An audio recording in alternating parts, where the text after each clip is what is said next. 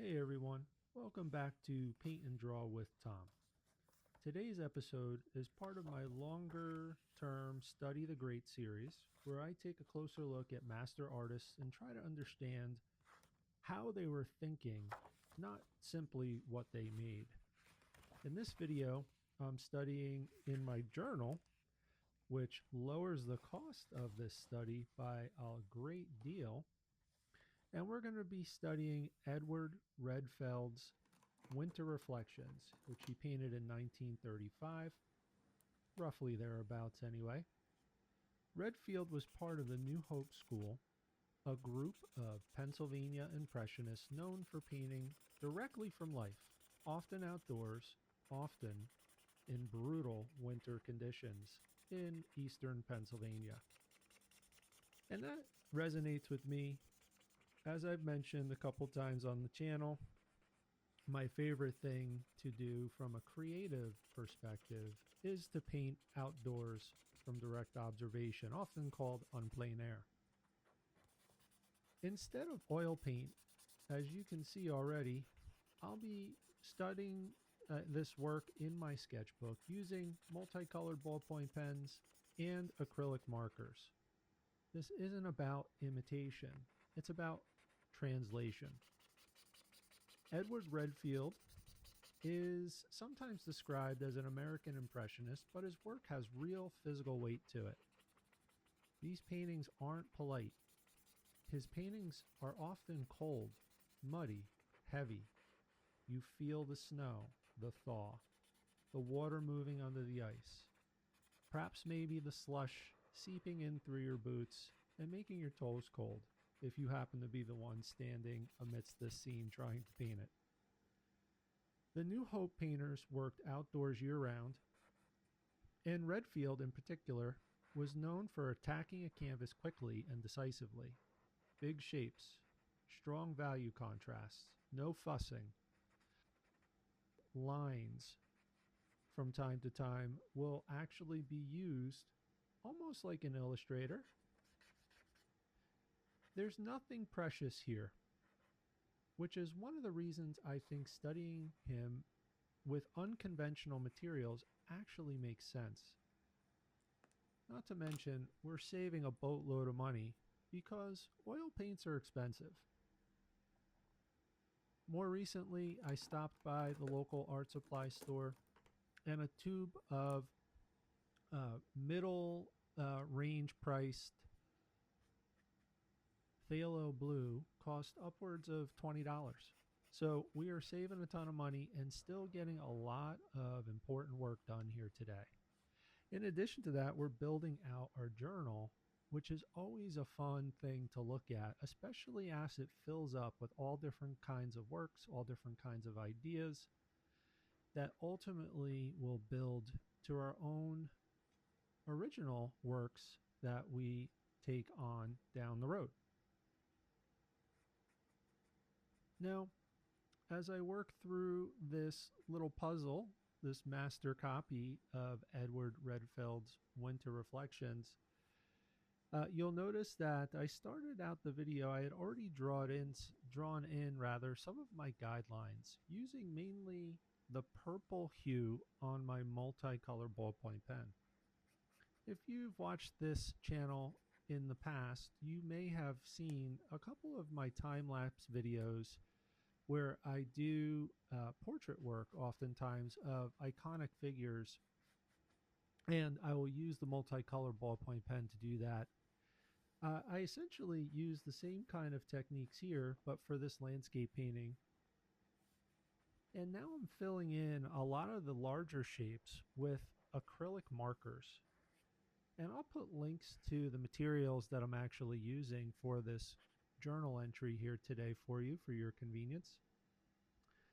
And you can see while I've filled in a lot of the large shapes, now I'm starting to tackle some of the darker value shapes with acrylic paint, which is what these markers are actually laying down. It dries quickly, so you can come over the top with a thin layer over the paint that you've already laid down, which will likely be dry, and you get some interesting effects. So The ordering rules that we normally would follow with oil paints isn't quite as important. With oil paints, you see, it's really important to go from your darks to your lights in your painting, starting with your shadow patterns. And while it's not a hard, fast rule, it makes it a lot easier to make quick progress with a scene. Now we're going to finish this video up in about 25 minutes. You will find that I do increase the playback speed in certain sections, and my intention is to do that for your convenience to keep the video itself under 30 minutes. In addition to that, I'm conscious of the fact that sometimes regular speed will be more helpful than video footage that's increased in playback speed. However, I took the care to keep those parts of the video where the regular speed playback was more important, at least in my opinion, currently, like right now, where I'm laying in these darker values. I'm not trying to actually mimic every shape, and I'm not trying to paint individual bark texture. And as you can see in the background where that tree line was just laid in, when I moved from one clip to another, I'm not trying to paint each individual tree, especially amongst those that are grouped together in the background. We laid in some basic shapes and then we punched through some sky holes using the lighter blue marker, which punched right through as I laid it over the purple marker that's intended to reflect the larger tree shapes for the massive trees in the background. And I'll make my way through this process, and you'll see as I do so, while it does come together to look very similar to the original painting, in as far as its overall effect, there are some items that are not perfectly placed in the same order and also in the same proportion, if you will, to the original painting. I kind of haphazardly just chose a sheet of paper and eyeballed the actual dimensions. I didn't actually take the care to measure carefully and bring it down to scale so it perfectly matched the dimensions just at a smaller size. And that's okay. We're not looking for a perfect copy here. We're looking for some bigger ideas. This isn't about making it look like the painting. It's about understanding why it holds together.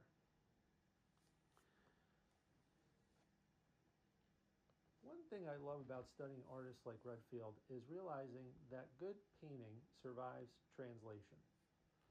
If the structure is strong, you can move between oil, pen, marker, charcoal, and just about any other medium, and the core idea is still there. If you enjoyed this study so far, please let me know. Drop a little comment at the bottom of the video, and if you're inclined to do so, like the video, share with a friend, and if you haven't done so already, consider subscribing to the channel.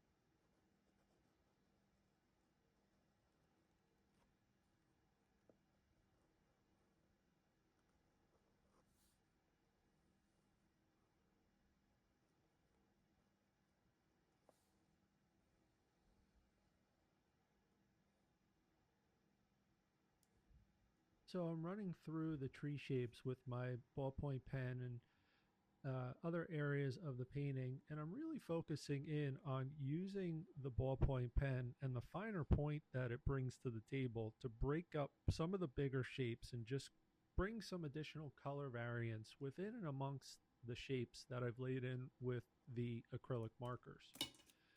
And the intention here is to have a little bit of a painterly effect, much like we would automatically find if we were painting outdoors in nature from direct observation, when we are just punching in that color very quickly. Those blobs of paint, oftentimes multicolored blobs of paint, that will land on the canvas as we work on our painting out in the field, create really interesting and dynamic effects. Some of that is lost with the multicolored ballpoint pens and the markers alone separate from one another, because they both lay down relatively flat color and there's no color mixing involved at all. So by layering back and forth between these two mediums, we can somewhat overcome that little challenge. Now here, putting in some additional sky holes amongst that mass of trees in the background. And remember, that all started with putting in a bigger shape, knowing that I would come in and diffuse it a little bit and push it back into the distance by laying in some sky color strategically, trying to create the effect of infinite depth amongst that mass of trees in the background and ultimately push it back a little bit further in the scene. And I'll continue to make my way through and around the scene.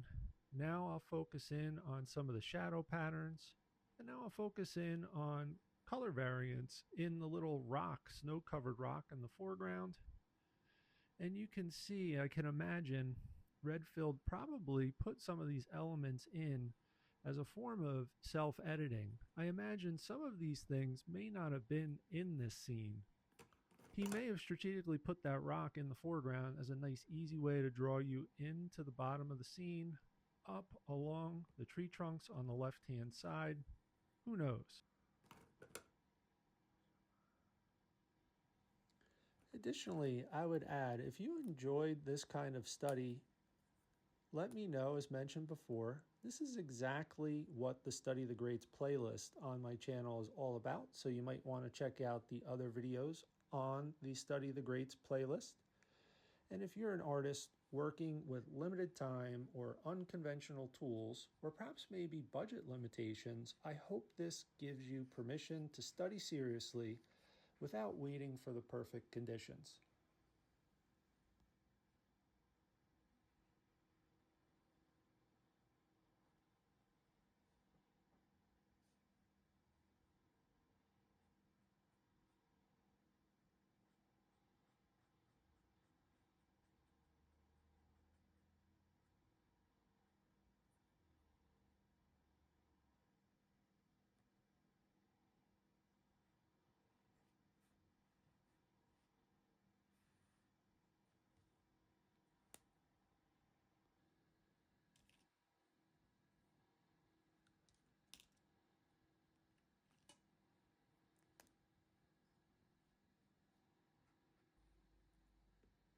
You can see I've laid in some more of the shadow pattern, and I'm going to make my way around and just modulate some of the values a little bit, lifting up some of the super dark value areas, and also working on some of those edges, playing between cool colors and warmer colors.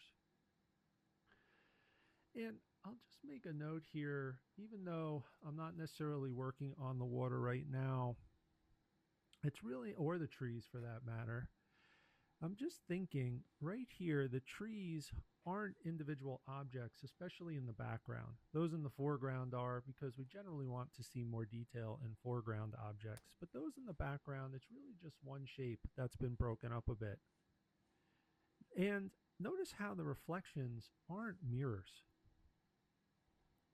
They're compressed, darker and lighter, slightly offset, exaggerated diagonal lines for the most part, much like Redfield's composition suggests. And when we think about his compositions, the actual marks that he made are doing a lot of the work through movement, not detail. drawing the eye up and around the painting through the direction of his marks. And we'll try to accomplish the same thing here in the sky field with these vertical marks as well. While in the original painting, Redfield created kind of a flat sky color, I have a couple of things working against me here. First of all, the markers themselves that I'm using are a little streaky. And secondly, I kind of like that effect. It does create an interesting sense of depth, suggesting that maybe there are some cloud pieces or particles floating in the sky. So I'll go ahead and finish up this study, and I'll let you enjoy the rest of the process without the dulcet tones of my voice getting in the way. So hopefully you've enjoyed this process as I explored Winter Reflections, the 1935 painting by Edward Redfield. As mentioned, he was a leading figure in the New Hope School of the Pennsylvania Impressionists, and our intention here simply was to learn and grow as a painter, while it's taking time to actually observe the mark making of a great painter like Edward Redfield, or examining the design of a painting, the composition, and how the shapes fit together to create one holistic, beautiful scene that you feel compelled to take some time to explore. Or if it's something as simple as color combinations and the rendering of shapes, whatever it is that you get out of this process of studying great paintings that have been produced in history by great painters, I hope you take the time to give it a try. It's an inexpensive, low risk way to improve as an artist and a painter, and it often can inspire your next great original work. So thanks again for checking out the video. As mentioned, I'll be quiet now and let you enjoy the rest of the process with a little bit of soft background music playing as we go. Thanks again. Hope to see you again next time.